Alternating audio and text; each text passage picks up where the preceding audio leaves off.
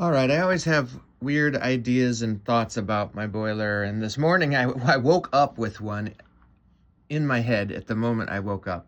So I'm going to share it with you, and you tell me if you think it's dumb or if there could be something to it.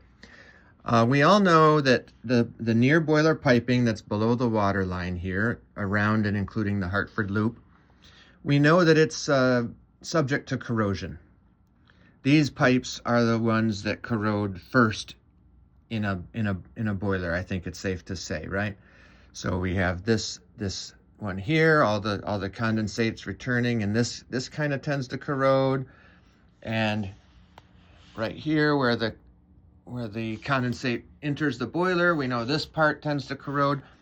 My previous boiler before this one, my old Utica, I was doing something on it, and this part of the Hartford loop just sort of crumbled when I was wrenching on something up here, and this thing just broke, and it started leaking, and I had to run to the store and get some parts to fix it. So that all corrodes, and we know the wet return corrodes. It takes time, but it corrodes. So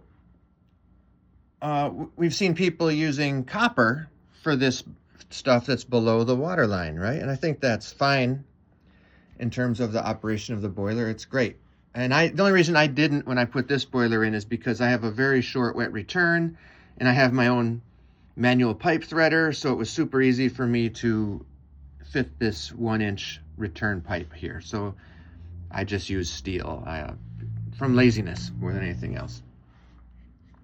But we noticed some people, including Gordon from the Silent Steam team down in the Maryland area, he's super awesome, and what he starts to do is I've seen he's using stainless steel fittings on some of these.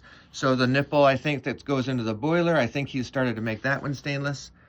And this one he's been using a stainless street elbow, which in addition to being stainless is also being a street elbow. It's much thicker. The wall is much thicker than this close nipple that I have here.